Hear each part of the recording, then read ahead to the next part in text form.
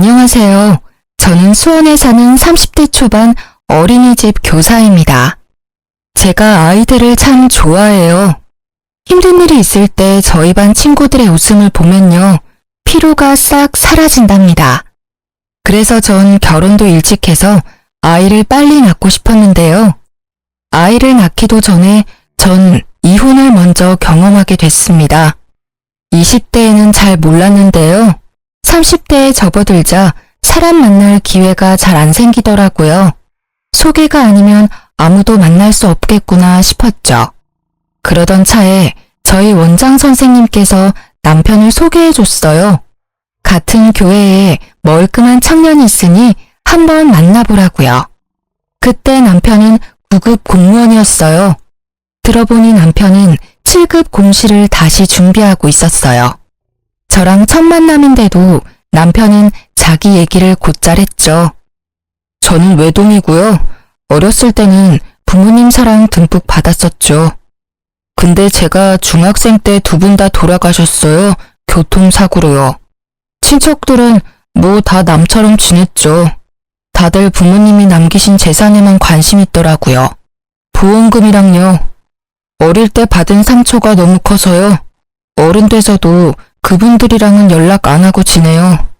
뭐 그런 상처가 나중에는 더 열심히 살아야겠다는 원동력도 됐고요. 그러셨군요. 힘드셨겠어요. 제가 초면에 너무 어두운 얘기만 했죠. 죄송해요. 아니요. 솔직히 말씀해 주셔서 오히려 고마워요. 그럼 다행이고요. 혹시 아이 계획은 몇 명이나 있어요? 제가 일찍 떠나신 부모님한테 원망스러웠던 게 딱 하나 있거든요.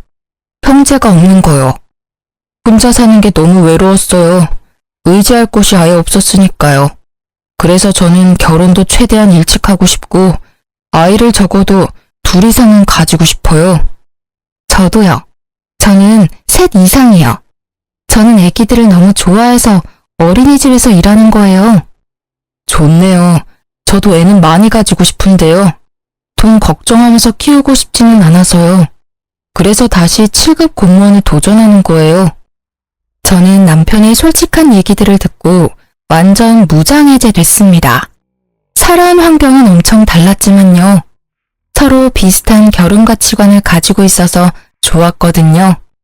게다가 남편은 혼자 힘으로 대학교까지 졸업하고 공시까지 합격한 거잖아요.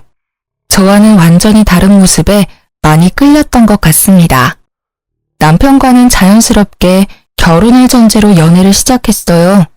아쉽게도 남편은요, 절 만난 해에 응시한 7급 시험에서는 떨어졌습니다. 저와 연애하면서 공부에 방해가 된 게 아닐까? 그런 죄책감을 많이 느꼈었죠. 자연스럽게 저희의 결혼도 한 걸음 멀어졌고요. 7급에 붙으면 서로 결혼하자 했었거든요. 그래서 저희 부모님께서는요, 저희의 결혼을 앞당길 수 있게끔요, 남편의 7급 시험 준비를 아주 물심양면으로 도와주셨습니다. 저희 친정이 재벌까지는 아니지만 경제적으로는 많이 여유로운 편이었거든요. 자네는 아무 걱정하지 말고 그저 열심히 공부하게. 앞으로는 우리가 자네의 부모가 돼주겠네. 그동안 혼자 살아내느라 참 애썼네. 네? 네 아빠가 둘이 원하면 지금이라도 결혼 준비하래. 글쎄 아빠가 다 도와준다잖아. 엄마와 저는 기뻐서 껴안고 펄쩍펄쩍 뛰었죠. 남편은 눈물을 훔치면서 감사하다고 계속 인사했고요. 그렇게 남편 공부에 들어가는 돈은 모두 친정에서 지원해 주셨습니다. 남편은 본격적으로 9급 공무원 일을 그만두고요. 온전히 공부에만 집중할 수 있었습니다. 그때 남편은 제 친정 부모님께요.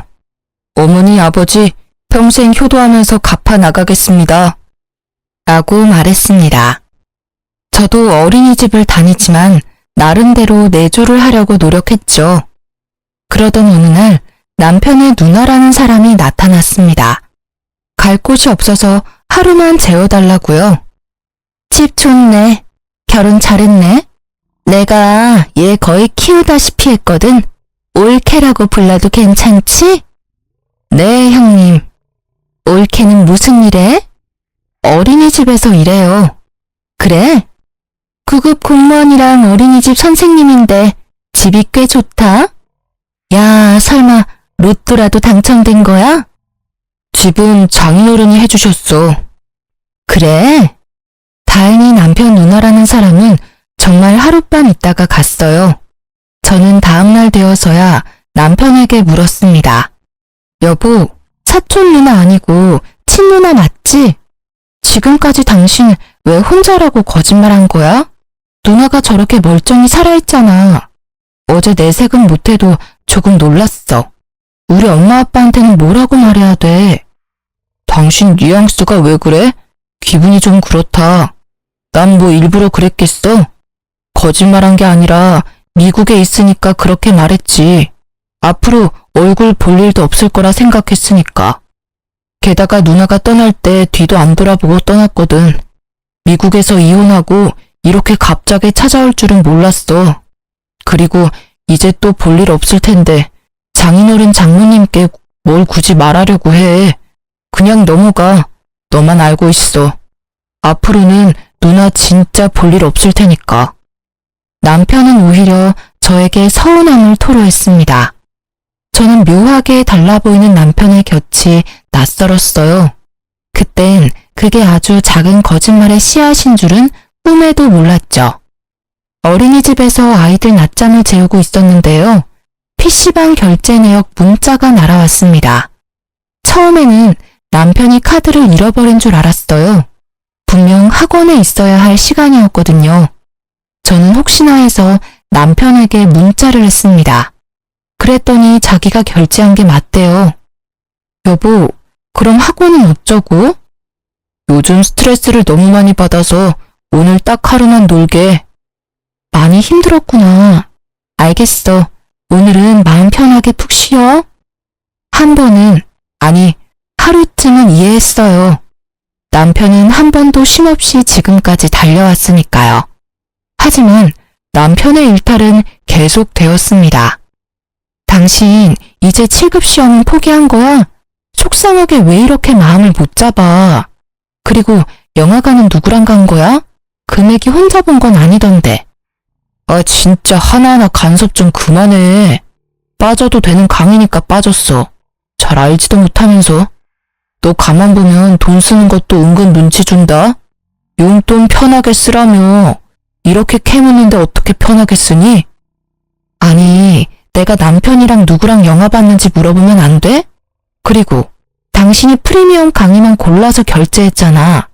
그 중에 안 들어도 되는 강의가 있는 거야? 우리 엄마 아빠가 당신 원하는 대로 애써 주셨잖아. 근데 그런 소중한 수업을 자꾸 결석하니까 난 속상하지. 와, 지금 돈 내줬다고 생색내는 거야? 무섭다. 나중에는 얼마나 더 하려고 벌써부터 이래? 영화? 누나랑 봤다, 누나랑. 어쩔래? 남편은 오히려 제게 적반하장으로 화를 냈어요. 처음 보는 모습에 저는 많이 당황했죠. 게다가 모르는 번호로 전화가 왔어요. 네, 여보세요? 내 번호 저장해. 누구세요? 혹시 형님이세요? 그래?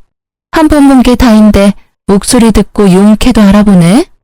네, 어쩐 일이세요? 아니, 자기가 너무 돈 가지고 남편 잡는다 싶어서 그래서 한번 전화해봤어.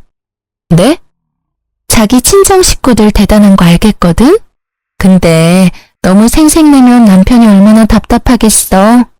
어쩌다 오랜만에 한국 온 누나랑 영화 본 거 가지고 자기 참 너무하다. 내가 영화학원 면접을 봤는데 근처더라고. 그래서 동생 얼굴 한번 본 건데 그걸 그렇게 잘못했다고 애를 잡아? 그새 신우에게 잃은 남편이 원망스러웠어요.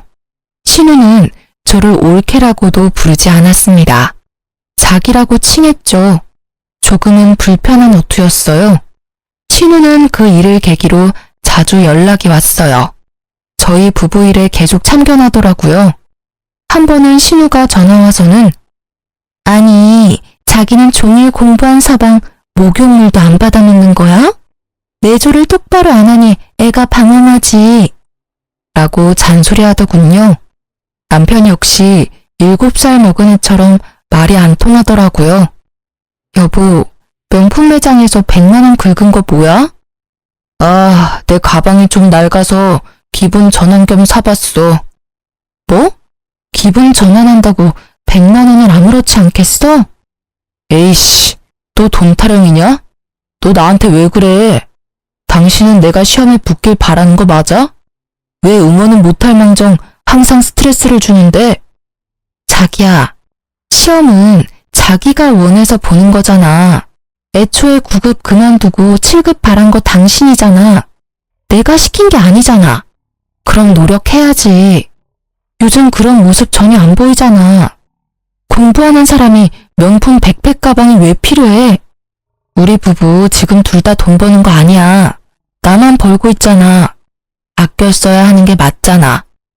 나는 명품은커녕 아예 쇼핑 자체를 자제하고 있다고. 진짜 정 떨어지게 하네. 당신도 쇼핑해. 누가 하지 말라 했어?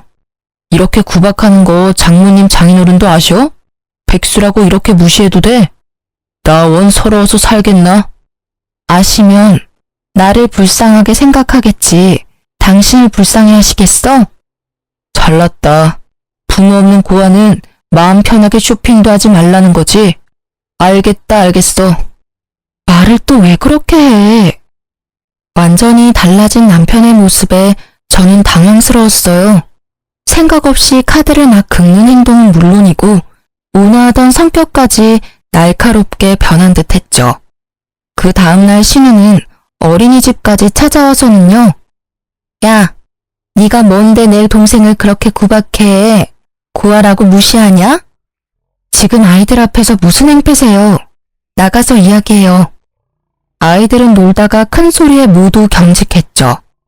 저는 옆반 동료쌤에게 아이들을 부탁하고 신우를 밖으로 끌고 나왔습니다. 아니, 안에서 이야기하면 되는 걸 왜 끌고 나와? 가만 보면 시대가 어려운지 모르지? 남편이고 신우고 다 만만하지? 그게 아니라요. 이렇게 갑자기 직장에 찾아오시면 어떡해요? 아이들이 놀라잖아요. 내가 적당히 하라고 경고했잖아. 근데 왜 남의 동생을 그렇게 쥐잡듯이 잡니? 부부 일에 계속 이렇게 사사건건 간섭하시면요. 하면 뭐? 저도 다 생각이 있어요, 형님. 참나, 나 아직 뭘 제대로 하지도 않았어. 아무리 화나셔도 함부로 직장에는 찾아오지 마세요. 싫은데? 내가 왜 그래야 해? 신우는 말이 통하지 않았습니다. 저는 남편과 신우의 진상짓에 더 이상 참을 수 없더라고요. 집에 돌아가자마자 남편에게서 카드를 뺏었어요. 남편은 그제야 좀 수그러들더라고요. 어이, 너 카드까지 뺏고 그래. 남편 굶고 다니라는 거야? 당신이 지금까지 뭘 잘못했는지 잘 생각해봐. 그리고 형님한테 계속 우리 이야기하는 것 같은데 그만 전달해. 알겠어. 어쩌다 한번 얘기했는데 누나가 너무 오바 떨었지? 저는 말없이 남편을 노려봤습니다. 왜 그래, 자기답지 않게. 무섭다. 카드 안 줄 거야? 알아서 해. 공부를 하든 말든 밥을 먹든 말든 이제 난 상관 안 할 거니까. 그리고 남편이 저녁밥을 먹든 말든 신경도 안 썼죠. 기다렸잖아. 늦으면 늦는다고 말이나 하지. 앞으로 기다리지 마. 뭐? 당신 저녁은 당신이 알아서 해먹으라고. 나 당신 말 듣고 정신 차렸잖아. 내가 힘들게 번 돈 당신은 막 쓰는데 난 왜 아끼나 싶더라? 사고 싶은 거 막 사니까 스트레스 풀리고 너무 좋아. 난 매일 저녁 사 먹을 거니까 그렇게 알아. 저는 매일 친구들과 약속을 잡고 밤늦게 들어갔어요. 남편 말대로 쇼핑도 엄청 했죠. 매일 퇴근할 때마다 쇼핑백 한 알음씩 들고 갔죠. 진짜 1억이야? 뭐 문제 있어? 이 늦은 시간까지 뭐 한 거야? 누구랑 있었어? 뭘 캐물어. 당신이 캐묻는 거 싫어하잖아. 근데 내가 내 돈 쓰면서 그런 것까지 말해야 돼? 당신 정말 아, 내가 잘못했어. 그만 좀 해. 적반하장으로 화내던 남편은요, 일주일쯤 지나자 남편은 다시 예전 모습으로 돌아왔어요. 온갖 아양을 부리며 알아서 집안일까지 도맡아 하더군요. 자기야, 힘들까봐 내가 분리수거하고 왔어요. 밥 먹고 설거지도 내가 할게. 아, 당신 출근하면 내가 청소기도 돌릴게요. 고마워. 앞으로 내가 집안일 도울게. 공부한다고 너무 신경 못 썼죠? 미안해. 앞으로도 부탁해. 그리고 밥은 먹고 다녀야 하니까 카드는 줄게. 근데 말이야, 당신 명품 한 번만 더 사면 앞으로 밥값도 없을 줄 알아? 다시는 안 살게. 남편은 싱글벙글 좋다고 카드를 받아갔습니다. 그리고 저는 신우가 강사로 일한다는 영어 학원에 찾아갔죠. 똑같이 해줘야 남편처럼 신우도 정신 차릴 것 같았거든요. 근데 신우는 영어 학원에서 강사로 일하는 것도 아니었어요. 학원 화장실 청소를 하고 있더군요. 저를 마주치자 신우는 얼굴이 벌개지더라고요. 아니, 자기가 여기 왜 있어? 형님, 여기서 강사로 일하신다면서요. 근데 청소까지 하시는 거예요? 그게 청소 아줌마 안 나와서 오늘만 하는 거야. 그래요? 아니, 근데 지금 이렇게 말도 없이 신우 직장에 찾아온다고? 형님도 그러셨잖아요. 저도 그래도 되는 줄 알았죠. 뭐? 자기 내 생각보다 더 최악이구나. 내가 한마디 좀 했다고 이래? 사실은요, 저 여기 학원 다녀볼까 해서요. 영어 공부 안 그래도 하고 싶었는데요. 기왕이면 형님한테 배우면 더 좋을 것 같아서요. 얼마씩 해요? 상담 받아보고 형님한테 배우고 싶다 할게요. 뭐? 상담 받으러 온 거예요. 아니, 왜 하필 내 학원이야? 형님한테 배우고 싶다고 제가 몇 번이나 말해요. 내가 잘못했으니까 이만 돌아가. 자기 정말 독하구나. 네? 왜요? 저는 형님한테 배우고 싶다니까요. 아유, 옳게 알겠어. 내가 진짜 미안해. 그만해. 어린이집도 2번 다시는 안 찾아간다고. 내가 생각이 짧았어. 알겠어요. 그만 가볼게요. 화장실 청소 파이팅 하세요. 제가 얄밉게 웃어도 신우는 아무 말도 못하더라고요. 속으로 어찌나 고소하던지요. 다행히 신우는 그 이후로 더 이상 간섭을 하지 않았어요. 역시 눈에는 눈, 이에는 이가 고전적인 방법이지만 통하더군요. 그렇게 한 번 하고 나니 한동안은 모든 게 평화로웠어요. 남편도 마음 잡고 공부에 집중하는 듯 했고요. 그러다 저희 친정엄마 생신이 다가왔는데요. 남편이 놓치면 안 되는 중요한 강의 때문에 같이 식사를 못한다 했죠. 친정 부모님께서도 당연히 그게 맞다 하셨고요. 저는 속으로 이제야 마음 잡은 남편이 기특했어요. 이번에는 꼭 시험 붙기를 전부가 응원했거든요. 시험 준비 기간이 길어지면 본인이 가장 힘들 테니까요. 엄마, 생신 축하드려요. 이건 내 선물. 뭐야 이게? 어머머, 내가 좋아하는 브랜드네? 응, 접시가 딱 엄마 스타일이더라. 이서방이랑 같이 산 거야? 아빠는 제게 슬쩍 눈치를 줬어요. 아, 이서방은 따로 준비했지. 이건 내 선물. 그래? 아니, 이서방이 오늘 전화라도 할 줄 알았거든. 근데 네 엄마한테 전화 한 통 안 했더라? 아빤 그래서 좀 서운하더라. 아유, 여보, 그런 말을 왜 해? 예, 난 괜찮아. 공부하느라 바쁜 아들한테 왜 그래? 그런데 남편이 친정엄마께 축하한다는 말도 생략했더라고요.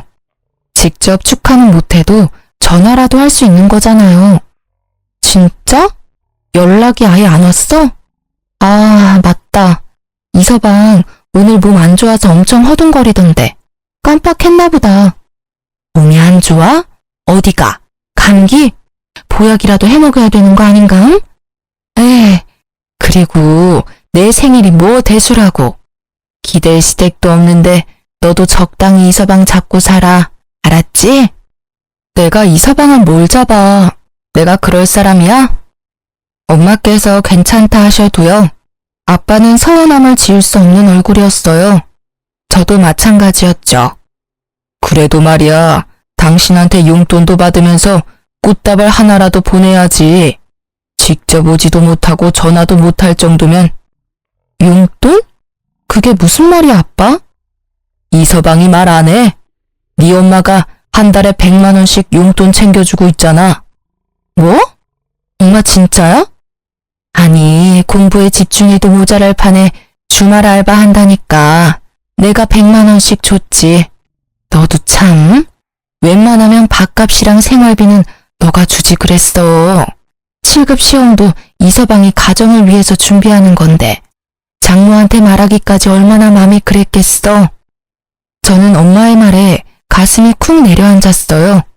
분명 남편은 제 카드를 쓰고 있으니까요.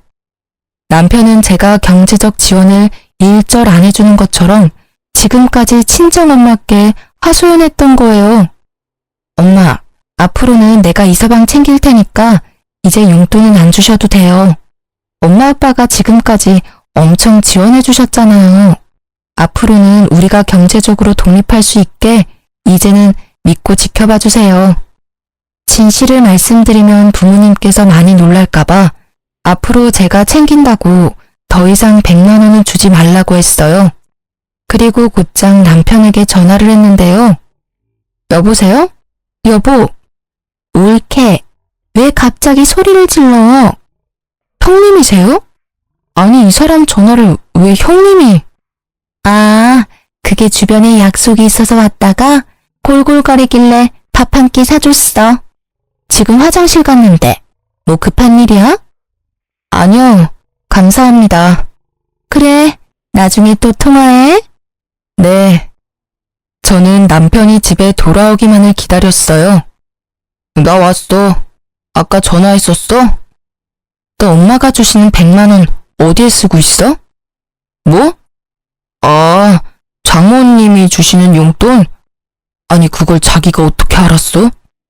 남편은 전혀 당황해하지도 않았어요. 오히려 어떻게 알았냐고 무덤덤하게 물었죠. 왜 엄마한테 그런 거짓말을 해? 당신 내 카드 쓰고 있잖아. 매달 그 많은 현금 다 어디로 쓴 거야? 양심이 있으면 받으면 안 되지. 학원비랑 여기 집도 다 우리 부모님이 해주신 거잖아.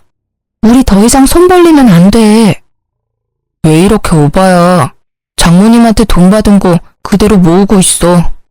그때 당신한테 카드 뺏겼을 때 말이야. 속상해서 농담처럼 얘기했었는데 그 뒤로부터 입금해 주시잖아. 내가 어떻게 거절해? 그대로 안 쓰고 모으고 있다고? 어디 보여줘봐. 뭐? 보여달라고? 지금 설마 나 못 믿는 거야? 못 믿겠어. 어디 썼냐니까? 안 썼다니까. 그렇게 남편과 싸우고 있었는데요. 친정엄마께서 전화가 왔습니다. 여보세요? 예. 이서방 때문에 내가 미치겠다. 엄마? 또 왜? 무슨 일 있어? 저는 남편을 째려보면서 통화를 이어나갔죠. 아니, 공부하기도 바쁜 사람이 몸도 안 좋다면서 어쩜 그래? 학원 끝나도 피곤할 법도 한데, 아니 글쎄 내가 그동안 준 용돈 모아서 가방을 사왔지 뭐냐. 그것도 내가 네 아빠한테 갖고 싶다고 노래를 불렀던 그 가방. 가격도 비싸고 구하기도 어려웠을 텐데 언제 이런 걸 준비했다냐? 이서방 몸만 괜찮으면 아주 네 아빠 30년 산 임산주 뜯을 뻔했어. 엄마께서는 신나서 속사포처럼 말을 내뱉더라고요.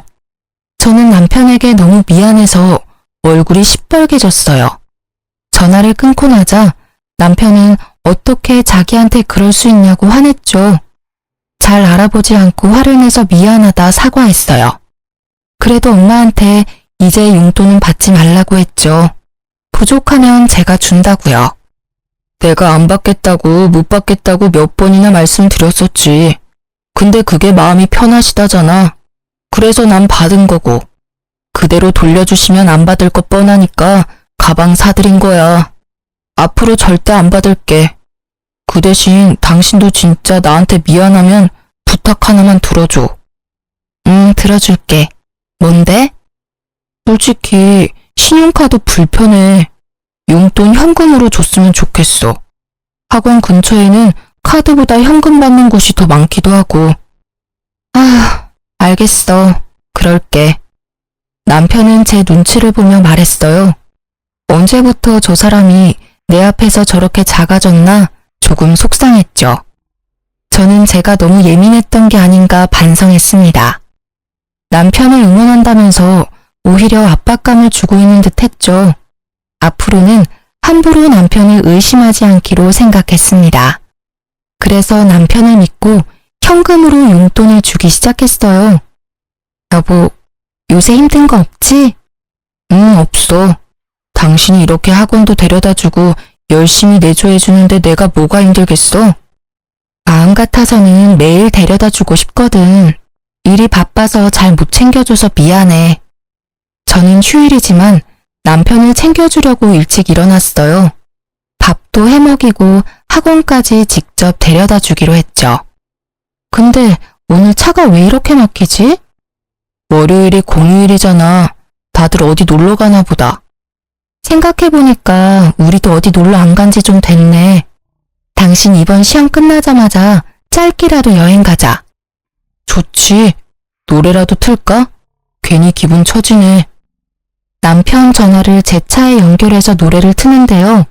모르는 번호로 전화가 계속 왔어요. 모르는 번호라도 혹시 모르니까 받아봐. 계속 전화 오잖아. 그럴까? 여보세요? 그러자 블루투스로 연결된 통화 소리가 제 차에 울려 퍼졌습니다. 네, 땡땡 비뇨기과입니다. 수술 받으셨던 이석기 환자분 맞으시죠? 환자분이랑 보호자분 두 분 다 계속 통화가 안 되셔서요.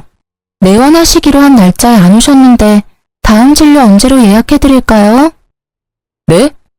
이석기 환자분 아니세요? 남편이 당황하자 제가 대신 대답했어요. 맞는데요? 아, 보호자분 그럼 다음 주로 예약해드릴까요? 네, 상관없어요. 네, 그럼 다음 주 토요일 다시 예약해드릴게요. 네. 저는 통화가 종료되자 남편을 째려봤어요. 수술이라니? 설마 정관수술? 이게 다 무슨 소리야? 아니, 그게 잘못 온 전화잖아. 당신 이름 3글자 똑똑히 들었어. 다시 전화해볼까, 내 전화로? 말해. 똑바로 말해. 저는 갓길에 차를 세우고요. 남편의 전화를 뒤지기 시작했어요. 아, 뭐하는 짓이야. 내놔. 남편을 무시하고 문자 내역을 보다가요. 정관 수술에 대한 문자를 봤어요. 그리고 신우이가 보호자로 따라가준 내용도 확인했죠.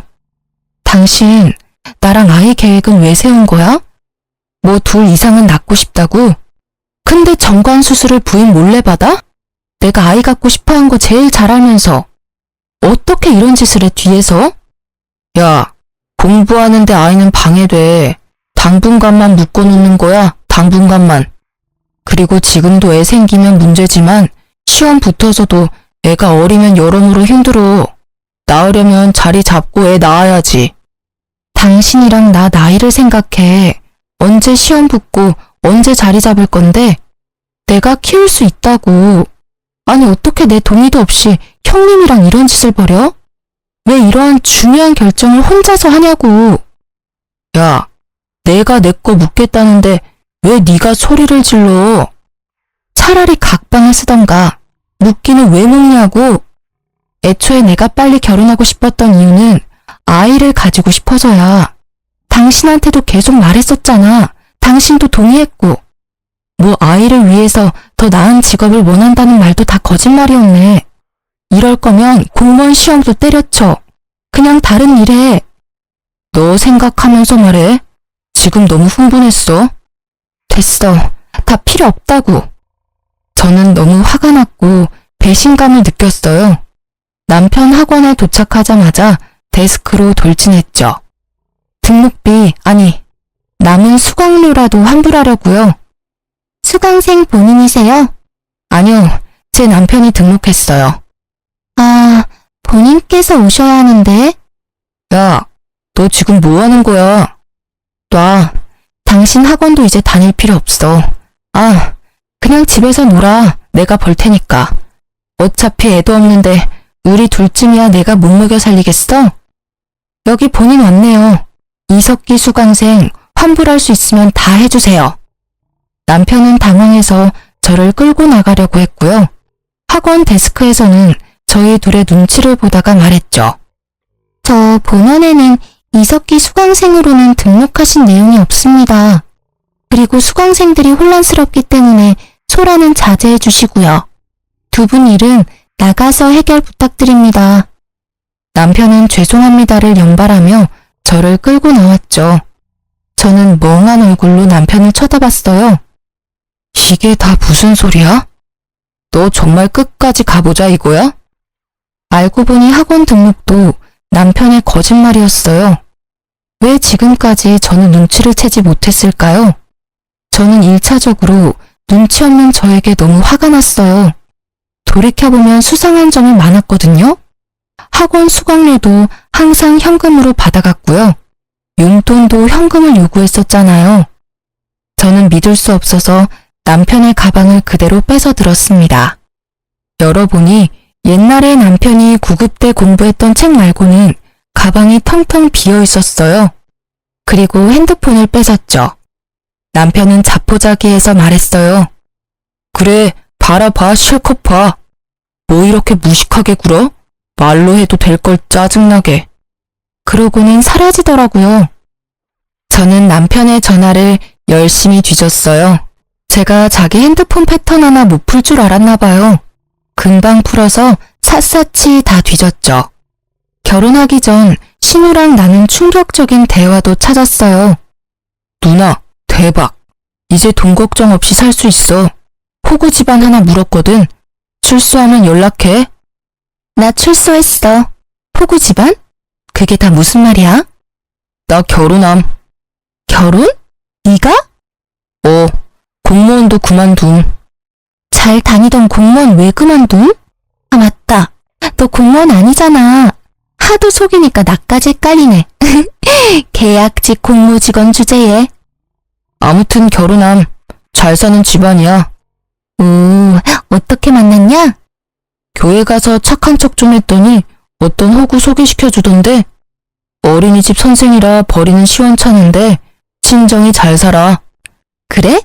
너 결혼할 때 엄마 아빠 왔냐? 왔겠냐? 독한 인간들. 아무리 그래도 자식 결혼인데. 내가 안 불렀어. 와서 무슨 말 할 줄 알고. 하긴 사고를 좀 쳤어야 말이지. 그니까.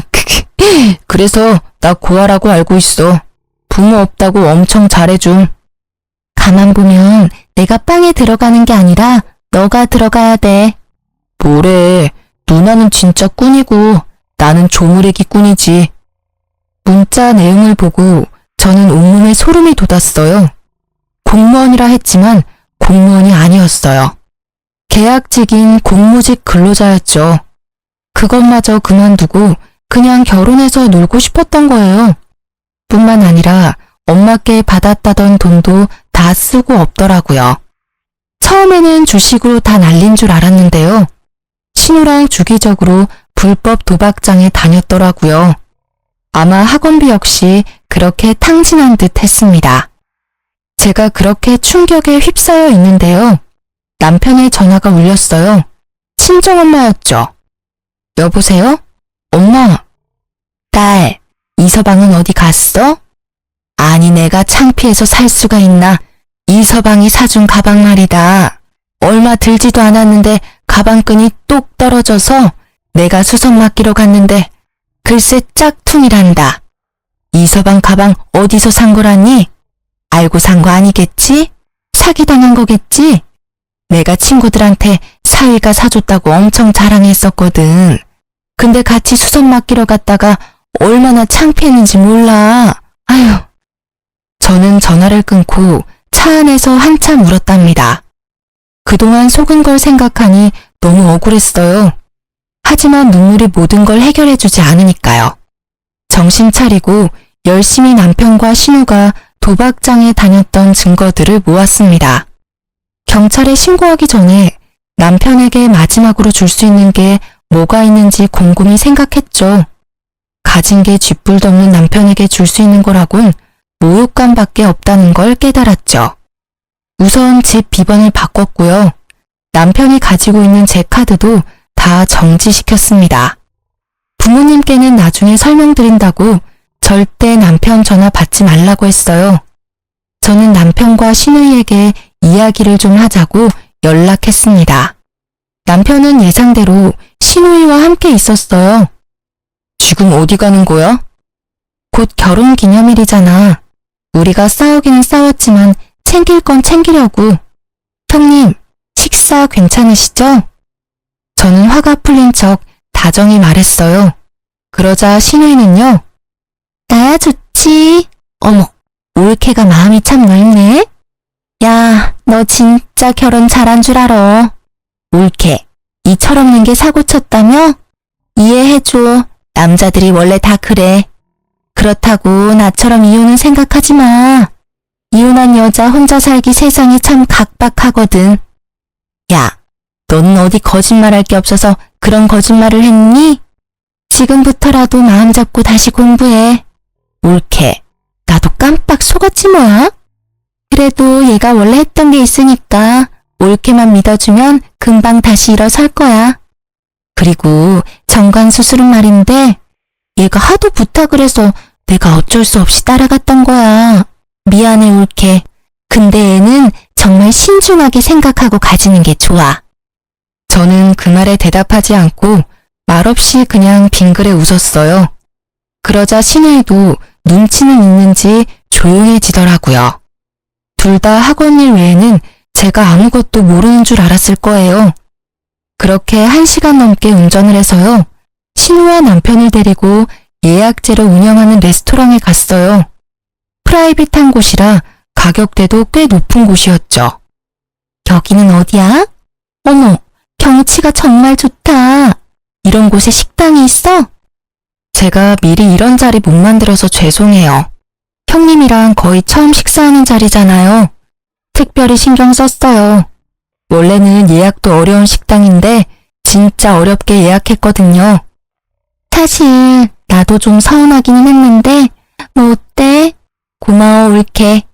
우리 앞으로 친자매처럼 잘 살아보자. 그동안 일은 다 있고 말이야.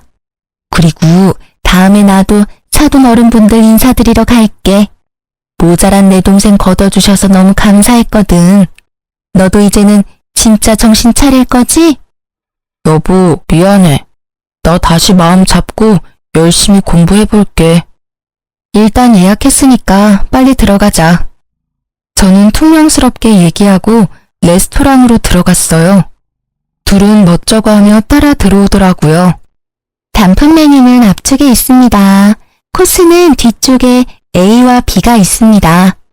불러주시면 주문 도와드리겠습니다. 네, 감사합니다.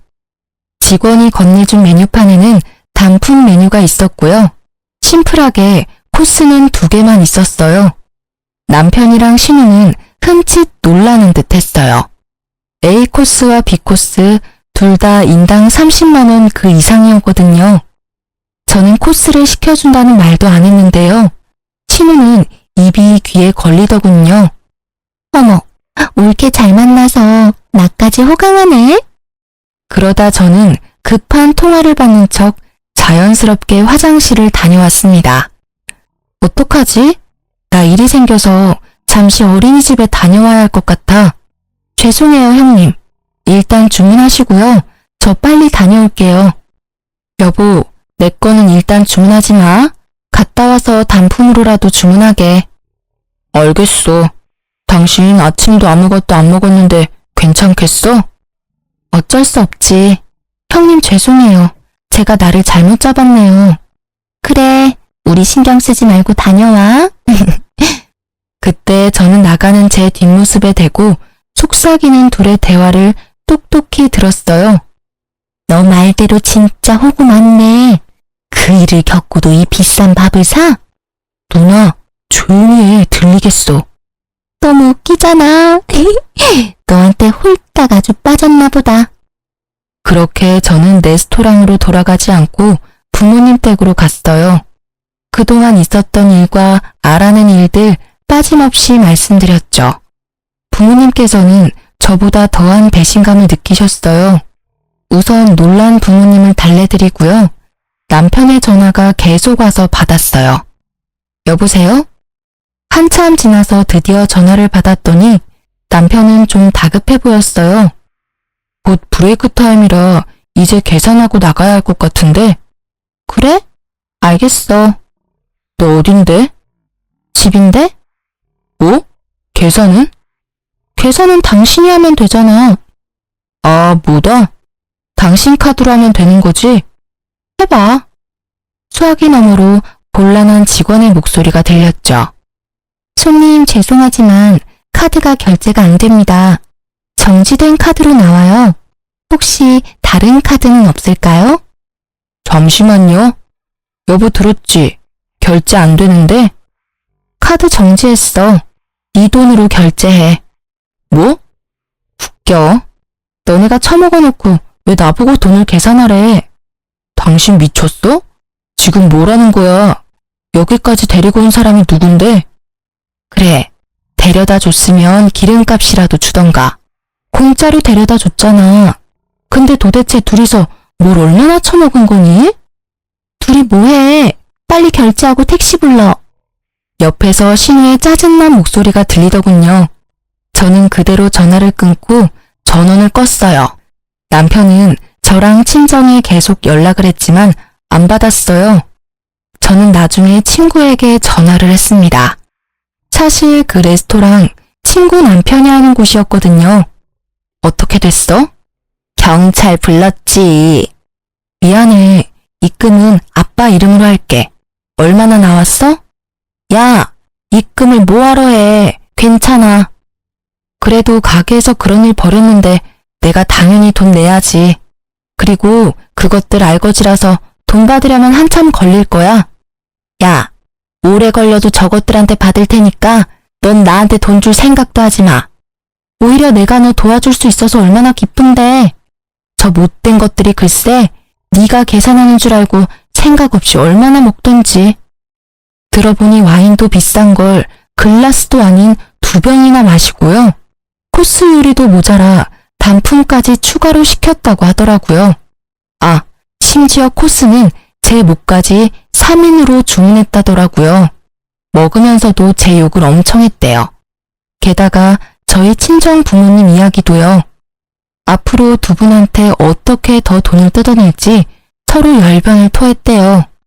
그러다 제가 안 오니까 전화를 슬슬 하기 시작한 거죠. 무전 취식. 둘 다 창피한 건 아는지 얼굴이 시뻘개져서는 잡혀갔다네요. 다 큰 성인 둘이 그만한 돈도 없는 게 참 한심하죠? 저는 다음 날이 되어서야 경찰서에 찾아갔습니다. 남편과 신우는 삐질재한 얼굴로 제게 따지더군요. 당신 지금 누나랑 나랑 엿먹으라 이거야? 계산도 안 하고 어딜 갔던 거야? 전화도 꺼놓고. 카드는 왜 정지시켰는데? 아니, 올케 도대체 이때까지 뭐 한 거야? 얼른 주인한테 돈 보내. 올케 때문에 이게 무슨 꼴이니? 저는 창피한 줄 알으라고 그동안 일을 읊으면서 따졌죠. 그동안 나랑 우리 친정 부모님 잘도 속였더라? 당신 구급 공무원 아니잖아. 계약직 공무직원이면서 구급 공무원이라 속여? 그래놓고 뭐? 7급을 다시 준비해? 정말 소름 끼쳐. 도대체 언제까지 속이려고 했어? 뭐? 그걸 어떻게 알았어? 공무원 사칭하면 벌금 내는 거 몰랐어? 바로 신고 접수하고 오는 길이야. 야! 아이 생길까봐 나 몰래 정관수술까지 하고. 너한테 진실이라는 게 있니? 온통 거짓말로 범벅된 쓰레기야. 여보, 여기서 이러지 말고 나가서 이야기해. 너무 흥분했다. 다 오해야, 응? 오해? 너 나랑 우리 친정 부모님한테 받아간 학원비랑 생활비 용돈 전부 탕진했더라? 그래놓고 뭐?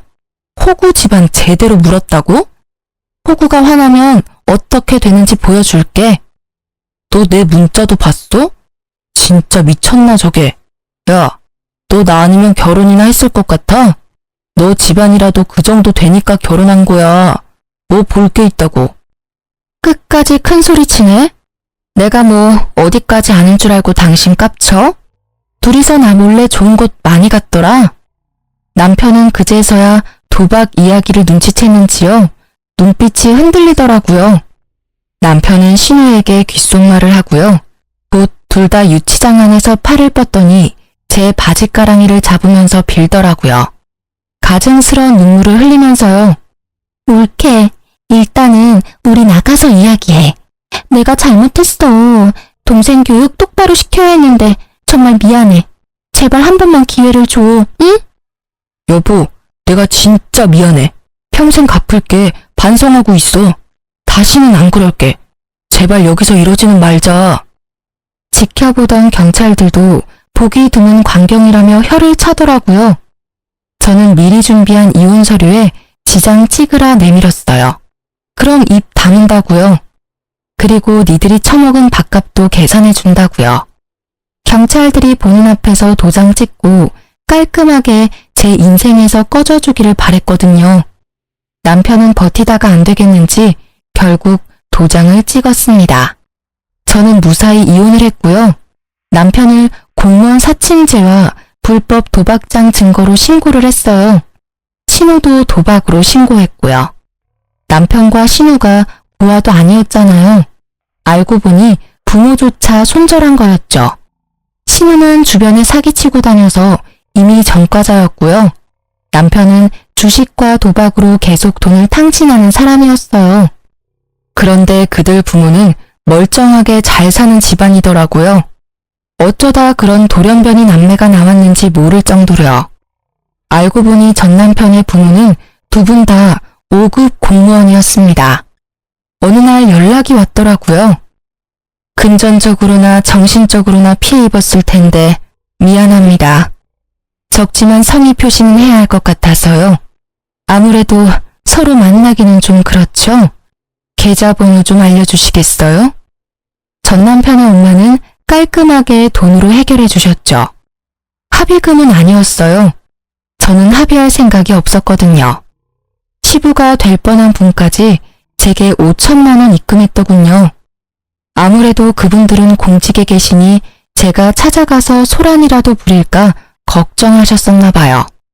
1억은 제 입막음 용이었겠죠. 전 그렇게 금융치료라도 받아서 다행이었습니다. 아무것도 남지 않은 줄 알았는데 돈은 남았더라고요. 전 남편은 현재 직업도 없고 집도 없이 노숙자 생활한다고 들었어요. 제게 가끔 연락 와서 번호 바꾸고 차단했어요. 조금 시간이 걸리겠지만 벌금 낼 돈 없으니 둘 다 실형을 살 것 같아요. 알고 보니 저희 어린이집 원장님도요. 어느 날 교회에 나오던 청년 챙겨주다가 속은 거였어요. 아마 교회 다니면서 사람들한테 뭐 뜯어먹을 거 없나 싶었겠죠? 저는 지금은 어린이집 그만두고 잠시 이곳저곳 여행하며 힐링하고 있어요. 큰일을 겪고 나니 마음이 좀 다쳐서요. 그래도 기쁜 사실이 하나 있어요. 그 사이 남자친구도 생겼거든요. 참 웃기게도 전 남편 일로 경찰서에서 조사받다가요. 형사님과 인연이 닿았네요. 저는 이혼하면서 앞으로 남자 못 만날 것 같았는데요. 경찰관이니 제게 사기칠 걱정은 없어서 마음은 편해요. 여러분들도 사기꾼들 조심하세요. 좀 답답하셨을 텐데 긴 사연 들어주셔서 감사합니다. 안녕하세요. 저는 40대 중반 여자입니다. 저는 아주 어릴 때부터 사회생활을 시작해서 지금까지 항상 바쁘게 살아오고 있어요.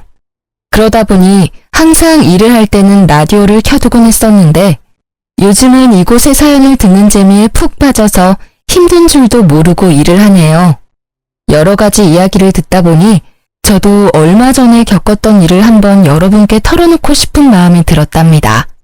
그러려면 거의 20년 가까이 묻어두고 다시는 들춰보지 않으리라 다짐했던 이야기까지 여러분께 들려드려야 할 것 같네요. 한번 시작해 볼게요. 저는 3년 전부터 요양보호사로 일을 하고 있는데요. 최근에 다른 요양병원으로 추천을 받아서 옮기게 되었답니다. 정말 힘들지만 또 한편으론 보람도 있고 저의 노후를 생각해 볼 수 있어서 감사하는 마음으로 열심히 하려고 생각을 했죠. 일을 끝내고 퇴근을 하려고 병원 복도를 지나는데 휠체어를 탄 아저씨가 저를 뚫어지게 보며 제 쪽으로 점점 다가오더라고요. 무슨 일이 있나 싶어 도와드리려고 저도 다가갔는데 아저씨의 얼굴을 본 순간 자리에서 얼어붙고 말았답니다. 바로 제 전남편이었기 때문이에요. 정말 당신이 맞네. 하나님이 내 기도를 들어주셨나? 꼭 한 번은 당신을 만나고 싶다고 매일 기도를 했어. 전남편은 무슨 이산가족 상봉이라도 하는 듯이 활짝 웃으며 제 쪽으로 팔을 뻗는 게 아니겠어요. 저는 너무 어이가 없어서 남편을 피해 뒷걸음질을 쳤죠. 사람 잘못 보신 것 같네요. 저는 얼른 이 자리를 피하고 싶어서 빠른 걸음으로 입구 쪽으로 걸어갔어요. 그때 전 남편이 저를 쫓아오려고 휠체어를 빨리 움직이다 그만 앞으로 고꾸라지고 말았죠. 주변에 사람이 아무도 없어서 결국 제가 가서 남편을 휠체어에 가 다시 앉혀야만 했어요. 당신 맞잖아. 여긴 어떻게 온 거야? 혹시 나 보려고 온 거야? 여보, 제발 내 얘기 좀 잠깐만 들어줘. 내가 다 잘못했어, 제발. 헤어진 게 10년은 훌쩍 넘었는데 여보라는 소리가 잘도 나오네. 역시 뻔뻔한 건 여전해. 할 말도 들을 말도 없으니까 저리 꺼져. 그렇게 전 남편을 두고 집으로 돌아와 한시름 놓을 수 있었지만 머릿속에서 내내 그 초췌하고 비참한 전 남편의 모습이 계속 생각이 나더라고요. 더불어서 그동안 전 남편 때문에 지옥같이 살았던 제 과거의 비참한 모습도 다시 떠올라 버렸죠. 이번 자리를 통해 다 털어놓고 이제 제발 모두 잊고 살고 싶은 마음이에요. 전 남편과의 악연이 시작된 건 20대 후반쯤이었어요. 저는 고등학교에 들어가자마자 단둘이 살던 아버지가 돌아가셔서 친척집을 전전하며 학업을 마쳐야만 했어요.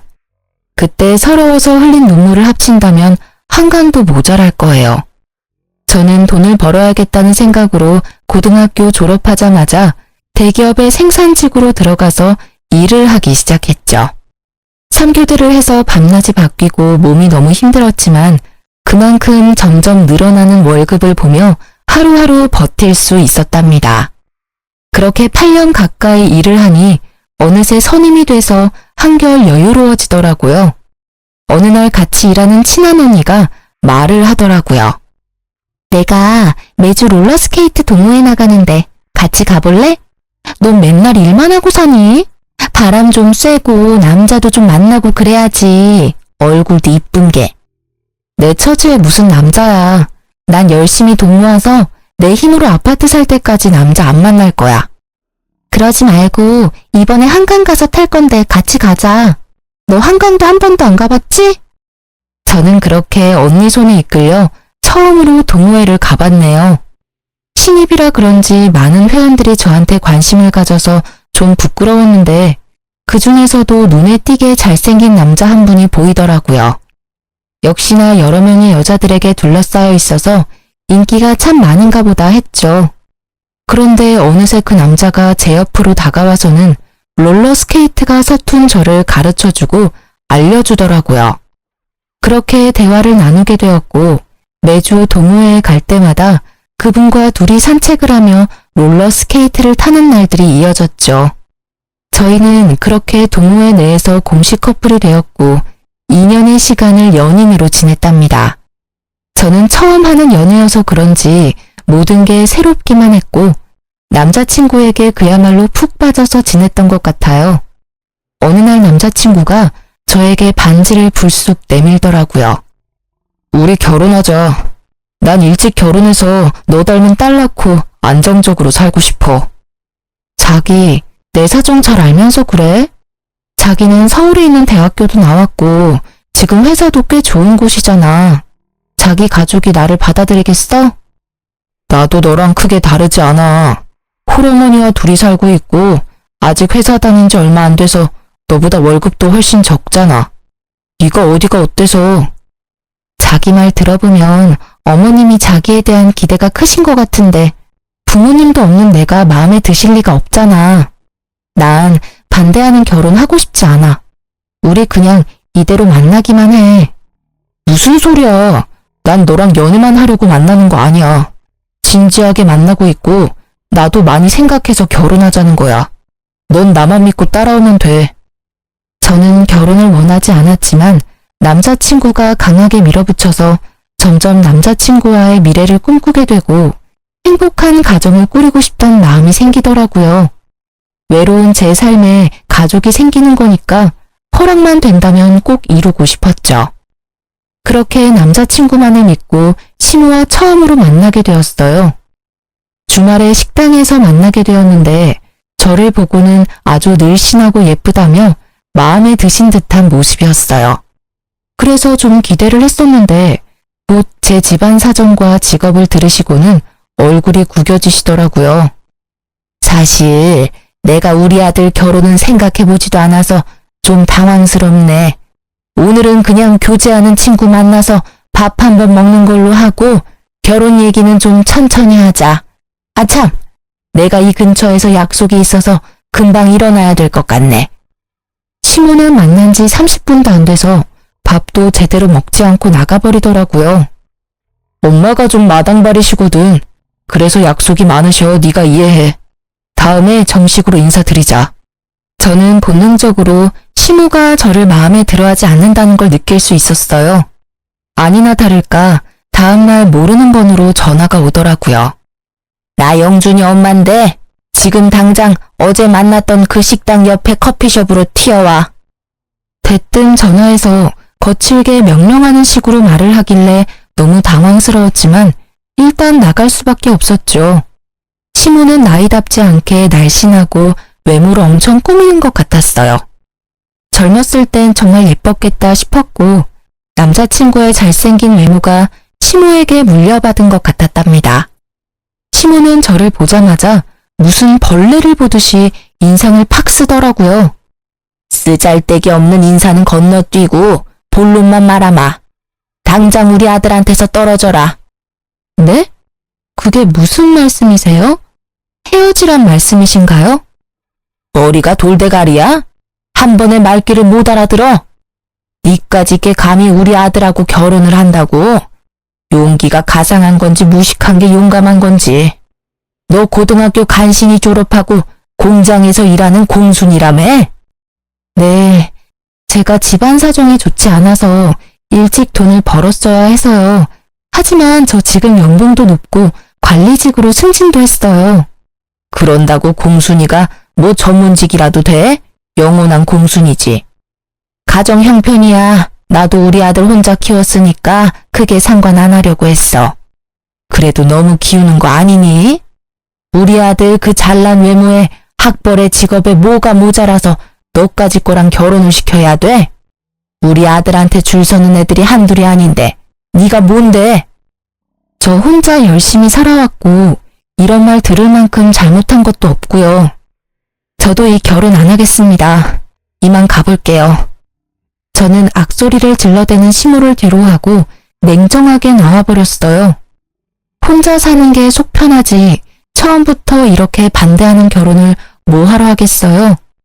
그리고는 그 후로 남자친구의 연락도 받지 않고 남자친구가 찾아올까봐 공장 기숙사에서 잠시 지내기도 했죠. 그러자 남자친구는 같이 동호회에 나가는 언니의 도움을 받아서 저한테 계속 연락을 하고 기숙사로 몰래 들어오기까지 했답니다. 제가 무수하게 헤어지자고 밀어냈지만 남자친구는 제가 사는 집에 들어와서 같이 살기까지 했고 저도 사랑하는 사람을 더 이상 밀어낼 힘이 없었죠. 거기다가 남자친구가 밀어붙여서 얼떨결에 혼인신고까지 하러 가게 되었어요.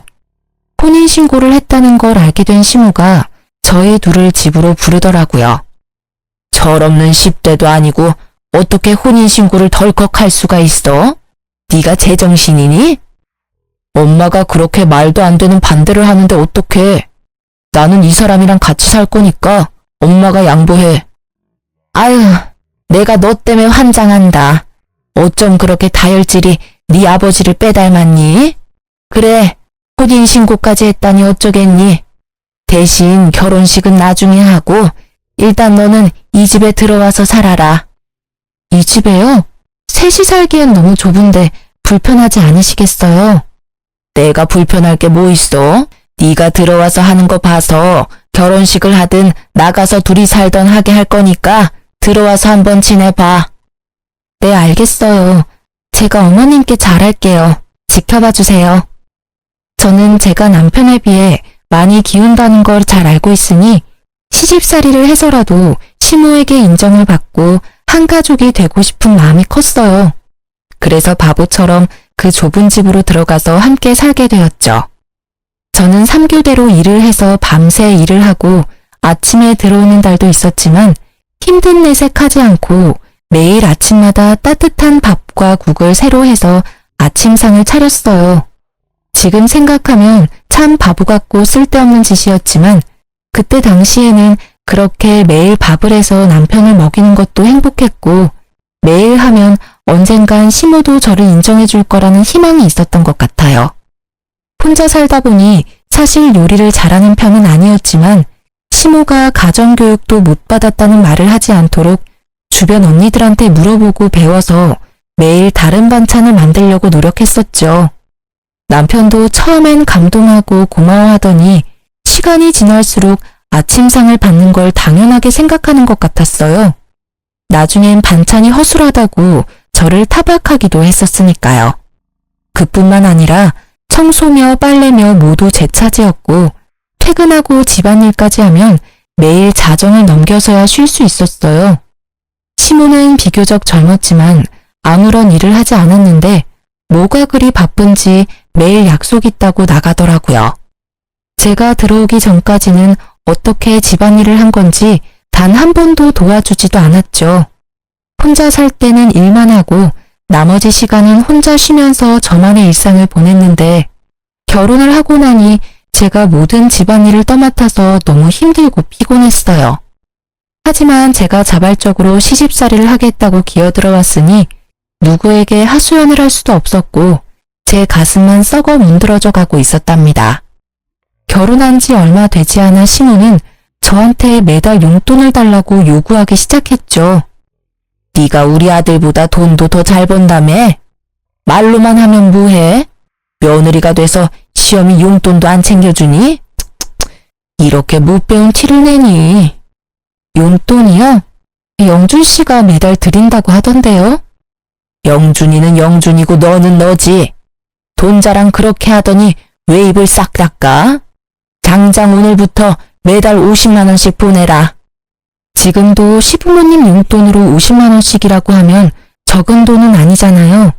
10여 년 전엔 더 큰 돈이었는데 저는 어쩔 수 없이 시모에게 매달 돈을 줘야만 했어요. 그것도 남편에게는 말하지 말라고 해서 비밀로 하고 줘야만 했죠. 시모에게 돈을 주다 보니 막상 제가 쓸 돈도 모자르고 저축은 전혀 할 수가 없게 되었답니다. 저는 제가 할 수 있는 건 최선을 다해서 시모와 남편에게 해주려고 노력했어요. 정성을 들이면 언젠가는 제 진심이 통할 거라는 바보 같은 생각이었죠. 하지만 매번 돌아오는 건 천의 고아의 무식한 공순이라는 시모의 비아냥뿐이었답니다. 그렇게 열정적이었던 남편도 막상 같이 살게 되자 눈에 띄게 사랑이 식어가는 게 보일 정도로 차갑게 굴기 시작했죠. 매일 주어진 일을 해나갔지만 뭔가 잘못된 게 아닐까라는 생각으로 머릿속이 복잡해졌답니다. 어느 날 퇴근하고 집에 돌아오는데 맞은편에서 시모와 시모 지인들이 떠들썩하게 수다를 떨면서 걸어가는 게 보였죠. 저는 반가운 마음에 시모에게 종종 걸음으로 다가갔는데 저를 발견한 시모가 정색을 하더니 저를 모르는 척 쓱 지나가 버리는 거 있죠. 저는 너무 황당해서 점점 멀어지는 시모만 넋 놓고 바라볼 수밖에 없었어요. 기운이 빠져서 힘없이 집에 들어오니 먼저 와 있던 시모가 저한테 물건을 막 던지며 소리를 지르는 게 아니겠어요? 너는 거기가 어디라고 감히 아는 척을 하려고 해? 너 때문에 얼마나 시겁했는지 알아? 그럼 어머님 봤는데 인사 안 하고 지나쳤으면 또 한 소리 하셨을 거 아니에요. 제가 어떻게 해야 되는데요? 이것 봐라. 아주 본색이 나오시네. 너같이 급 떨어지는 애가 며느리라고 동네방네 자랑이라도 하리? 눈치를 보니 어머님 지인분들은 영준 씨가 결혼한지도 모르는 모양이네요. 결혼한 거 숨기신 거예요? 야, 결혼식도 안 했는데 무슨 혼인신고야. 니네가 멋대로 한 거고. 나중에 어떻게 될지 누가 알아? 나 참, 밖에서 나 보면 아는 척 하지 마. 쪽팔리니까. 제가 부끄럽다고 아들이 결혼했다는 것도 말하지 않다니 너무 서운하더라고요. 제가 무슨 숨겨놓은 여자도 아니고 나쁜 짓을 한 것도 아닌데 이렇게 당당하지 못하게 살아야 할 이유가 있나 싶었죠. 저녁에 남편에게 말하니 황당하게도 시모 편을 들더라고요. 결혼식을 해야 축의금도 받고 떳떳하게 밝힐 수가 있는 거지. 사실 지금이야 동거라고 봐야지. 동거? 혼인신고까지 해놓고 그렇게 무책임하게 말할 거야? 그럼 결혼식은 언제 할 건데? 차일피일 미루기만 하고 있잖아. 아, 좀 기다리라고.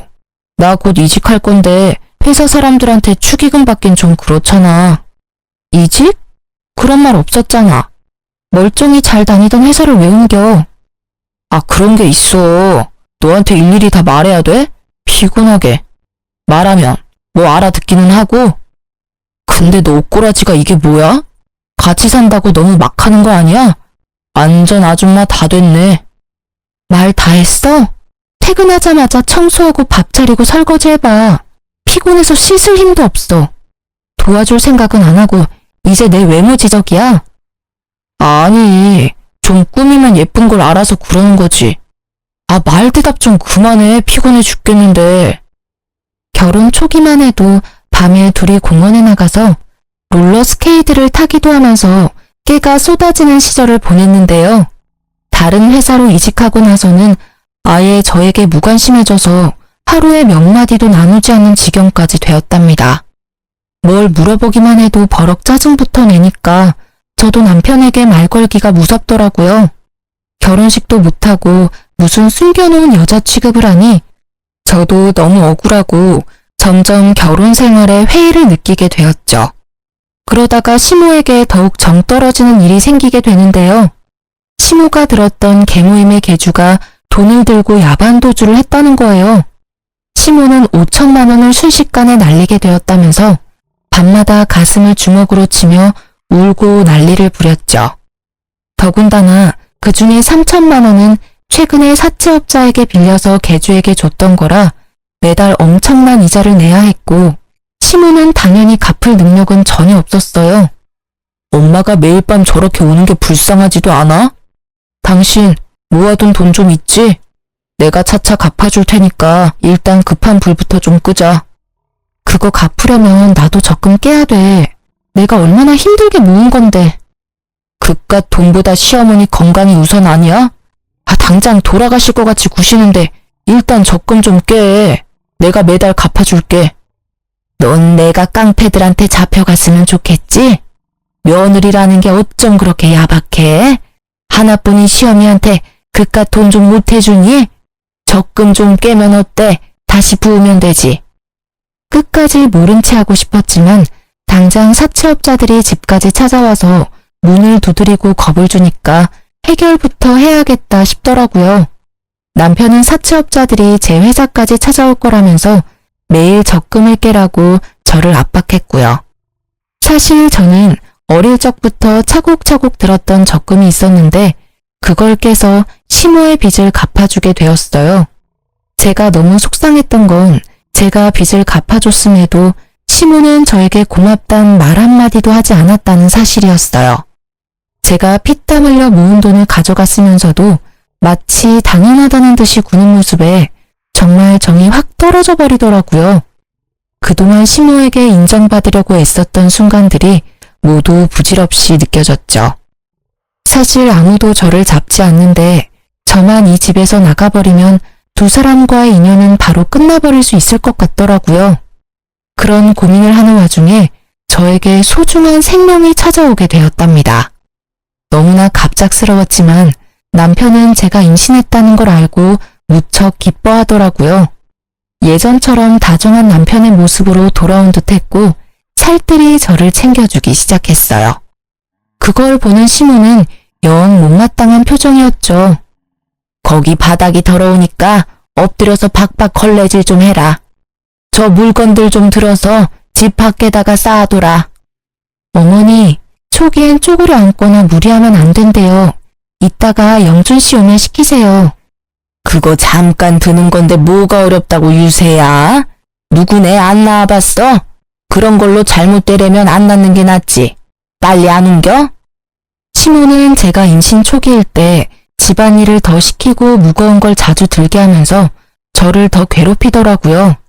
그땐 막연히 임신했어도 봐주지 않는다고만 생각했는데 지금 생각해보면 아기를 원하지 않아서 잘못되게 하려고 했던 것 같아 소름이 끼치네요. 저는 건강하게 아기를 낳고 싶어서 회사도 휴직했고 제 돈으로 맛있는 거 사 먹어가면서 아기를 지켜나갔어요.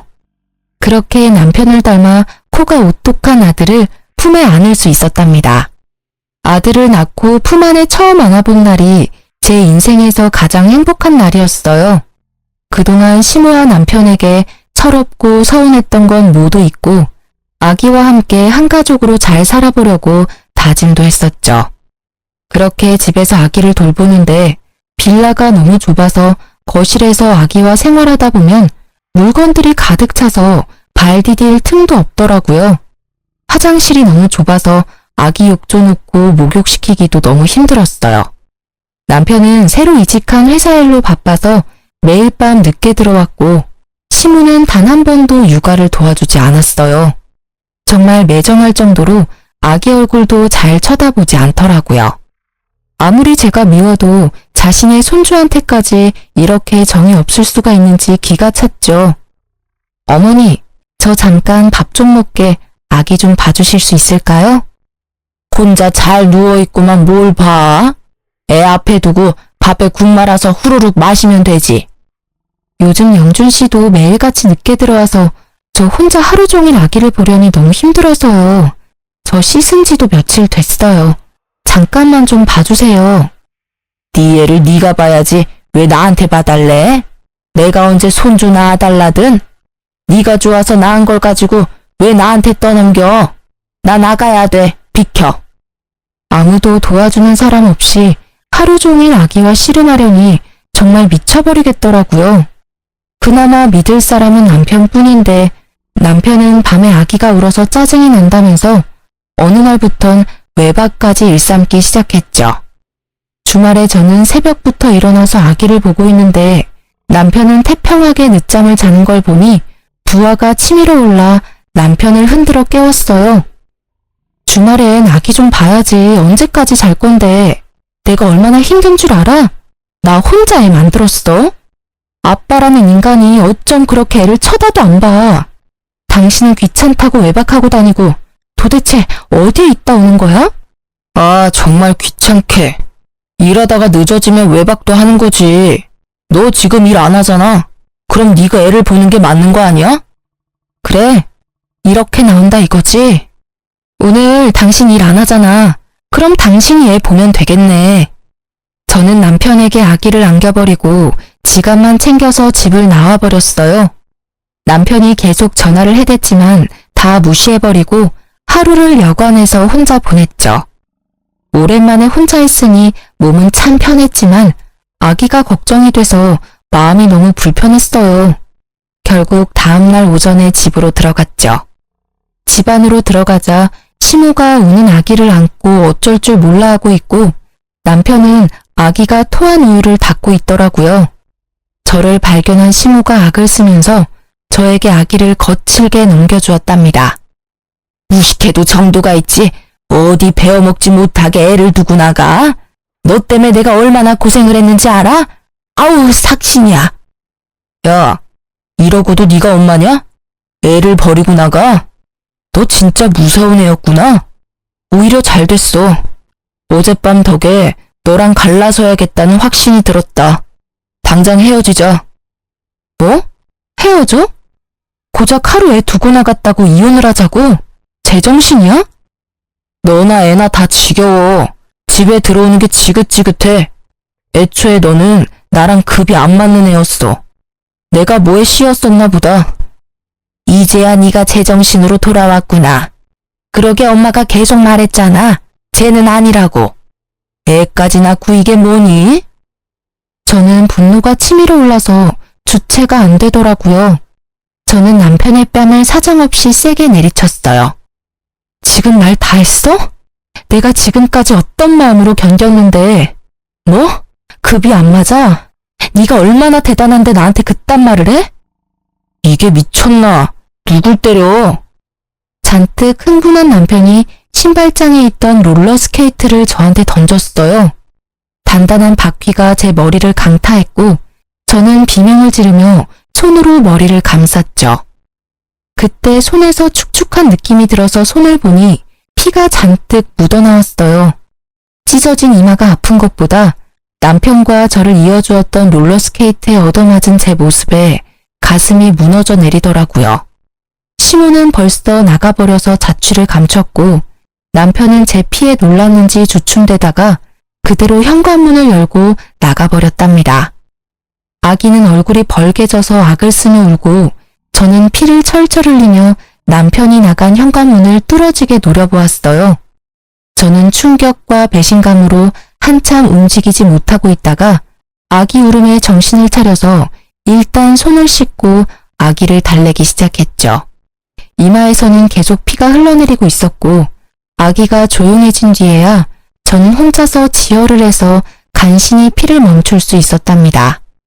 그렇게 며칠이 지났고 시모도 남편도 집에 들어오지 않더라고요. 저는 혼자 미친 사람처럼 서럽게 울면서도 아기를 돌봐야 했고 너무 힘들어서 결국 친한 언니에게 연락을 했답니다. 언니는 한 걸음에 집으로 달려와 주었어요. 세상에, 이게 무슨 일이야? 너 얼굴이 왜 이러니? 나한테 연락을 했어야지. 아니, 그 나쁜 자식이 밖에선 그렇게 착한 척을 하면서 널 이렇게 만들었단 말이야? 언니, 나 아직 병원에도 못 가봐서 병원 좀 갔다가 남편 좀 만나고 올게. 그동안 우리 애기 좀 봐줄 수 있어? 당연하지. 너 밥은 먹었어? 세상에, 피죽도 못 얻어먹은 것처럼 삐쩍 말라서는. 이런 몸으로 애기한테 계속 젖을 준 거야? 이 미련한 거사. 언니는 냉장고에 있던 재료로 죽을 만들어서 억지로 저에게 먹였죠. 저는 언니 덕에 병원에 가서 찢어진 이마 치료를 받고 남편의 회사로 찾아갔답니다. 제가 건물 앞에 도착했을 때 마치 짠 것처럼 남편이 그 앞에서 고급 승용차에서 내리더라고요. 남편이 문을 열어주자 고급 투피스를 빼입은 여자가 미소를 지으며 내렸어요. 그리고는 둘이 다정히 팔짱을 끼고 여자는 남편의 어깨에 얼굴을 기댄 채 건물 안으로 걸어 들어가는 게 아니겠어요? 저는 달려가서 남편의 어깨를 붙잡았답니다. 뒤돌아본 남편이 저를 보고는 화들짝 놀라며 여자를 살짝 밀쳐내더라고요. 당신이 여긴 어떻게 알고 왔어? 네 눈엔 내가 바보 천치로 보여? 내가 네 회사 주소도 모르고 있었을까봐. 아, 이 여자가 와이프? 얘기 듣던 대로네. 여자가 저를 머리부터 발끝까지 훑어보더니 비웃음 짓는 게 아니겠어요. 저는 분노와 수치심이 밀려와서 몸이 부들부들 떨려왔답니다. 이 여자는 뭐야? 너 바람 펴? 그래서 이혼하자는 거였어? 이 인간 말종 같은 자식아. 남의 회사 앞에서 소란 피우지 말고 진정 좀 해요. 이러니까 급 떨어진다는 소리나 듣지. 그래요. 우리 사랑하는 사이니까 그쪽이 양보 좀 해서 이혼 좀 해줘요. 내가 위로금은 섭섭지 않게 줄 테니까. 뭐라고? 넌 뭐 얼마나 대단한데 나를 무시해? 그래봤자 상간녀 주제에. 저는 여자의 긴 머리채를 잡고 마구 흔들기 시작했어요. 여자는 저보다 키가 작아서 저를 막지 못하고 마구 휘둘리며 비명만 질러댔죠. 남편이 그런 저를 말리려고 제 손을 마구잡이로 던지더라고요. 제가 멈추지 않자 저를 세게 밀쳐서 저는 바닥으로 고꾸라졌죠. 여자를 껴안고 머리카락을 쓸어넘기는 남편을 보고 부하가 치밀어서 남편에게 달려들었어요. 지금 생각해보면 며칠을 굶고 죽밖에 못 먹었던 제가 어디서 그런 힘이 나왔는지 모르겠어요. 악에 받쳐서 그런 행동을 할 수 있었던 거였겠죠. 저는 남편의 머리를 마구 뜯기 시작했고 곧바로 남편 뺨을 사정없이 때려댔죠. 이번에는 상간녀가 제 허리를 잡고 뜯어말리더라고요. 점점 사람들이 몰려들자 상간녀가 곤란해하는 게 바로 느껴졌어요. 그래서 더욱더 남편에게 달려들어 물귀신처럼 매달리기 시작했고 사람들이 우리를 둥글게 구경을 하기 시작하더라고요. 저는 이때다 싶어 큰 소리로 말했죠. 남의 남편이랑 바람을 폈으면 싹싹 빌어도 모자랄 판에 돈 줄 테니까 이혼하라고? 그래! 어디 한번 얼마를 줄지 기대하고 있을 테니까 보따리로 한번 싸갖고 와봐. 상간녀 주제에 고상한 척 잘난 척 하지 말고. 저는 긴 머리로 얼굴을 필사적으로 가리는 상간녀를 팍 밀치고 건물을 나왔죠. 집으로 돌아오는 내내 눈물이 주체할 수 없이 흐르더라고요. 아기 때문에 화가 나서 이혼이란 말이 튀어나왔을 거라고 생각했는데 남편에게 다른 여자가 생겼다니 믿어지지가 않더라고요. 거기다 내 초라한 몰골과 비교가 되게 화려하고 고상한 모습을 보니 비참하고 제 자신에게도 화가 얼마나 나던지요. 제 인생에서 남자는 남편 한 사람뿐이었고 그래서 저의 모든 것을 남편을 위해 희생했었는데 그야말로 헌신짝이 되어버린 거니까요. 더군다나 갓난쟁이 아기까지 있으니 어떻게 살아가야 하는지 막막했어요. 다음날 얘기를 다 들었는지 시모가 집으로 왔더라고요. 그동안 어디서 지냈던 건지 아주 얼굴이 더 좋아졌고 비싸 보이는 옷을 입고 있었어요. 너 어제 영준이 회사 가서 난리를 쳤다며? 그렇게 못 배운 티를 내고 싶니? 우리 한 사장이 너 때문에 얼마나 곤란해졌는 줄 알아? 그 상간녀가 한 사장이에요? 그 회사 사장이라고요? 상간녀라니 말 조심 못해? 얼마나 대단한 분인 줄 알아? 영준이보다 4살 많은데 그 큰 회사 대표에다 재산이 어마무시하다. 그런 여자가 좋다는데 어떤 남자가 마다해? 이제야 기억이 나네요. 영준 씨한테 그 회사 소개한 거 어머님이죠? 일부러 그런 거죠? 손주까지 있는데 어머니가 사람이에요? 소개해준다고 다 정분나냐? 둘이 잘 될 팔자였으니까 그런 거지. 더 말할 거 없고 이렇게 된 거 한 사장이 두둑히 챙겨준다고 할 때 이혼해. 애랑 살려면 돈이 있어야 할 거 아니야. 현실적으로 생각을 좀 하라고. 그래도 어머니 손주인데 어쩜 그렇게 정이 없으세요? 이혼하면 다신 손주 안 보실 거죠? 어차피 재혼하면 자식이야 또 생길 텐데 지금 정리 안 하면 나중에 분란만 생긴다. 네가 원해서 낳은 애니까 네가 키워라. 나나 영준이는 미련 없으니까 친권이며 양육권이며 싹 다 네가 가져가고 이혼만 해줘라. 육아하느라 정신이 없어서 남편이 했던 말을 흘려들었었는데 이제야 기억이 나더라고요. 그동안 남편이 자기 회사 대표가 대단하다면서 칭찬을 많이 했었고 저랑 비교도 많이 했었거든요. 저는 당연히 남자일 줄 알고 신경도 안 썼는데 그 상간녀였던 거죠. 시모는 어떤 모임에서 상간녀를 알게 됐는데 상간녀가 몇 년 전에 이혼을 했다는 걸 알고 남편을 그 회사로 이직하라고 계속 꼬드겼던 거죠. 시모의 소원대로 얼굴이 반반한 남편에게 상간녀가 관심을 갖게 됐고 결국 넘지 말아야 할 선까지 넘어버리게 된 것이었고요. 시모는 이 집을 나가서 상간녀가 마련해준 아파트에서 호의호식을 하며 지내고 있었던 거죠. 그러니 제가 얼마나 눈의 가시처럼 여겨졌을까요? 제가 순순히 이혼 안 하면 어쩔 건데요? 돈에 눈이 돌아서 아주 쥐도 새도 모르게 어떻게 해버릴 것 같네요. 내가 누구 좋으라고 이혼을 해요? 이혼 안 하면 마음 떠난 남편 붙들고 내 구박받으면서 계속 이렇게 살 거야? 애를 생각해서라도 잘 생각해라. 한 사장 마음 바뀌기 전에. 이번에는 급에 맞는 며느리 얻으셔서 아주 좋으시겠네요. 대단한 며느리 모시고 어디 한번 잘 살아보세요. 어머님이 제 눈에서 피눈물 나게 했으니까 어머니도 언젠가 피눈물 흘리면서 후회할 날이 올 거예요. 내가 눈 똑똑히 뜨고 지켜볼 거고요. 저는 그 길로 아기를 데리고 그 집을 나와버렸답니다. 시무 말대로 이미 끝난 인연을 아기 때문에 미련하게 붙잡고 있기도 싫었고 남편이나 시무 얼굴도 다시는 보고 싶지 않을 만큼 끔찍했거든요. 합의 이혼하고 확정이 된 날에 참 어이가 없는 게 셋이 살던 그 좁은 빌라 명의도 제 이름으로 바꿔주고 상간녀가 바로 1억을 입금해주더라고요. 돈을 막 써도 될 만큼 많아서 그런 건지 아님 그만큼 남편에게 빠져서 그런 건지는 몰라도 저는 20년을 벌어도 못 모을 돈을 한 번에 보내주니 참 기가 막혔답니다. 너무 원통하고 분하고 제 지난 시간이 후회되었지만 아기와 살 길이 막막했기에 그 돈을 받을 수밖에 없었어요. 저는 셋이 살던 그 빌라가 치떨리게 싫어서 바로 팔아버리고 그 돈과 1억을 합쳐서 서울의 아파트를 구입해서 아기와 둘이 살아가게 되었답니다. 혼자의 몸으로 갓난아기를 키우며 사는 건 정말 고통스러울 정도로 힘들었죠. 저는 잠깐씩만 일할 수 있는 식당 아르바이트를 해서 돈을 벌다가 아기가 유치원에 다닐 수 있게 되자 좀 숨통이 튀어 작은 건설 회사의 경리로 일을 하기 시작했어요. 사무직 경력이 없던 저는 야근까지 해가면서 열심히 일을 배워서 6개월이 지나서부터는 사장님의 인정도 받게 되었고 5년 동안 그곳에서 일을 했죠.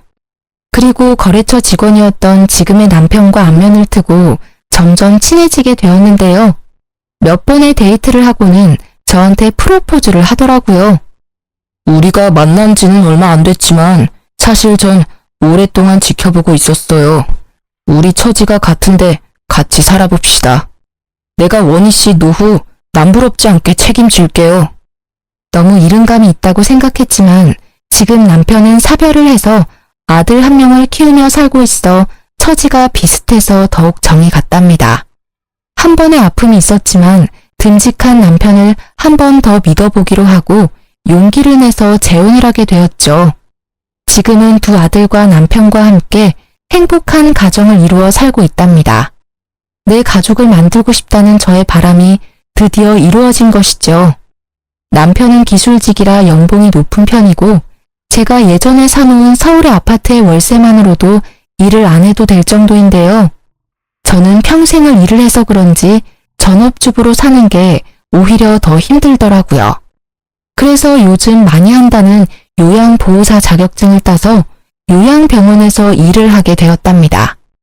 어디서나 성실하게 일을 하기에 이번에도 인정을 받아서 다른 요양병원으로 더 좋은 대우를 받고 옮겨보기로 한 거였는데요. 그곳에서 생각만 해도 치가 떨리는 전 남편을 만나게 된 것이었죠. 제가 전 남편을 보고 너무 충격을 받았던 건 전 남편이 두 다리가 없다는 사실이었어요. 그런 모습을 하고 있으리라곤 상상도 하지 못했었는데 말이죠. 두 다리가 없는 전 남편을 부축해서 휠체어에 앉히고 나니 무릎이 덜덜 떨리더라고요. 그런 제 표정을 읽었는지 전 남편이 황급하게 말을 해나갔죠. 당신한테 못할 짓을 해서 내가 벌을 받았어. 당신이랑 이혼하고 그 여자랑 바로 결혼식을 했어. 어머니 소원대로 대단하게 치렀지. 신혼여행 다녀와서 새벽에 공항에서 집으로 올 때 크게 사고를 당했어. 그때 두 다리를 잃었지. 당신이 얼마나 그리웠는지 몰라. 나랑 이혼한 순간부터 그쪽이랑 나는 남보다 못한 사이예요. 그쪽이 어떻게 되든 아무 관심이 없다고. 전 남편은 초췌한 얼굴로 눈물을 절절 흘리면서 팔을 연신 제 쪽으로 뻗어대더라고요. 저는 그 모습조차 소름이 끼쳐서 계속 한 발짝씩 뒷걸음질 쳤어요. 당신도 내가 싫지? 그 여자는 많이 다치지 않았었는데 내 다리가 없단 걸 알고는 뒤도 안 보고 가버리더라고. 결혼식만 했지 혼인신고도 안 해서 가는 걸 막을 수가 없었어. 그 후로 어머니가 내 기저귀 갈아가며 간병하시느라 고생 많이 하셨는데 작년에 갑자기 뇌출혈로 돌아가셨어. 그래서 요양원으로 들어온 거야. 태어난 손주 기저귀 한 번도 안 갈아주더니 다리 잃은 아들의 대소변을 받아가며 간병했었다는 시모야말로 자업자득이라 해야 할까요? 저는 더 이상 전 남편과 마주하고 싶지 않아 서둘러 현관으로 발걸음을 옮겼어요. 전 남편이 저를 따라오면서 계속 불러대더라고요. 여보, 잠깐 기다려줘. 할 말이 있어. 제발. 우리 아들은 지금 어디 있어? 내가 매일 우리 아들 생각하면 울다 잠들어. 우리 아들 얼굴 한번 볼 수 있을까? 내 소원이야. 내가 왜 그쪽 소원을 들어줘야 돼? 그리고 당신이 나랑 아기를 버린 이후로 당신 아들은 이 세상에 없는 거야. 다시는 우리 아들이란 말 짓거리지 마. 매일 당신이랑 우리 아들만 생각하며 살았어. 언젠가 다시 만날 수만 있다면 당신에게 벌인 짓을 용서를 빌고 싶었어. 여보, 미안해. 제발 용서해줘. 다시 날 받아줄 순 없을까? 용서 좋아하네. 다리까지 잃었으면 사람이 될 만도 한데 예전이나 지금이나 어쩌면 그렇게 이기적이야?